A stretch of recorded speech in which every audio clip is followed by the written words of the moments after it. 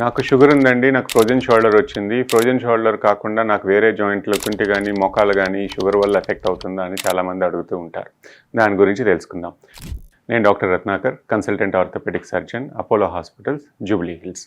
Sugar కనిపించేది కాకుండా కనిపించకుండా చాలా డ్యామేజ్ చేస్తుందండి. చాలామందికి నాకు షుగర్ నార్మలే ఉంది అనుకుంటూ ఉంటారు. నాకు భుజం నొప్పి వచ్చిందండి, రాత్రి పడుకోనివ్వట్లేదు, చేయి పైకెత్తడానికి కష్టంగా ఉండి, షర్ట్ వేసుకోవడం కానీ, లేకపోతే బ్లౌజ్ వేసుకోవడం కానీ, లేకపోతే బనియన్ తీయడానికి కూడా చాలా ఇబ్బంది పడుతున్నాను, బెల్ట్ తొడుక్కోవడానికి వెనక్కి జరగట్లేదు అన్న సమస్యతో చాలామంది వస్తూ ఉంటారు.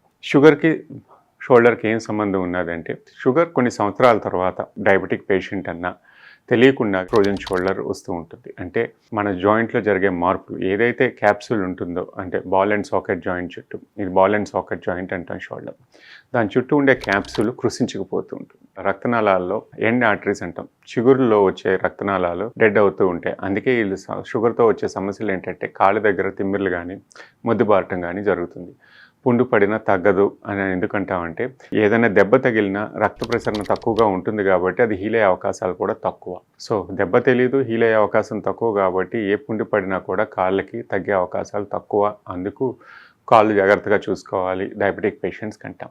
ఇలా ఎండ్ ఆర్టరీస్ అంటే చిగురులో వచ్చేది షోల్డర్లో కూడా ఆ క్యాప్సూల్కి బ్లడ్ సప్లై తగ్గటం వల్ల కృషించిపోతుంది. అది కృషించిపోయినప్పుడు ఆ బాల్ రొటేట్ అవ్వడం కష్టం అవుతుంది. దాన్నే ఫ్రోజన్ షోల్డర్ అంటాం. పెద్ద జాయింట్ కాబట్టి హిప్కి ఆ సమస్య రాలేదు. వేరే జాయింట్లు కూడా షుగర్ వల్ల వచ్చేది తక్కువ. అందుకే షుగర్ పేషెంట్స్ ఎప్పుడు క్రమం తప్పకుండా వ్యాయామం చేయండి అంటాం. కుడివైపు రావచ్చు, ఎడమవైపు రావచ్చు. కొంతకాలం తర్వాత సమస్య మొదలై ఆటోమేటిక్గా తగ్గే అవకాశం ఉంటుంది. సుమారు 6 నెలలు అనుకోండి. ఒక్కొక్కసారి తీవ్రమై మళ్ళీ నార్మల్ అవుతూ ఉంటుంది. అందుకే రెగ్యులర్ ఎక్సర్సైజ్ చేయాలి. చేయకుండా ఉంటే ఏ సమస్య ఎప్పుడైనా రావచ్చు, లేకపోతే అది నెమ్మదిగా మన మూమెంట్స్ని కూడా తగ్గించేస్తూ ఉంటుంది. ఒకవేళ సమస్య ఇబ్బంది పెరుగుతుంది, నాకు 6 నెలలైనా తగ్గట్లేదు, ఎక్సర్సైజ్ చేయమంటున్నారు, ఎక్సర్సైజ్ చేస్తే నాకు నొప్పులు ఎక్కువైపోతున్నాయి, ఇంక నేను చేయలేకపోతున్నాను అన్నప్పుడు మాత్రం ఖచ్చితంగా డాక్టర్ని సంప్రదించి ఏమన్నా మందులు వాడాలా, లేకపోతే జాయింట్లో ఏమైనా ఇంజెక్షన్ చేసుకోవాలా, లేకపోతే చిన్న ఆపరేషన్ లాస్ట్ స్టేజ్లో ఆర్థ్రోస్కోపీ కీహోల్ ఆపరేషన్ చేసుకొని దాన్ని తగ్గించుకోవాలా అన్నది తెలుసుకోవాల్సి వస్తుంది. అలా నెగ్లెక్ట్ చేస్తూ ఉంటే లోపల జరిగే మార్పులు, అంటే మూమెంట్ లేకుండా ఉంటే భుజంలో ఉండే కండరాలన్నీ క్షీణిస్తాయి.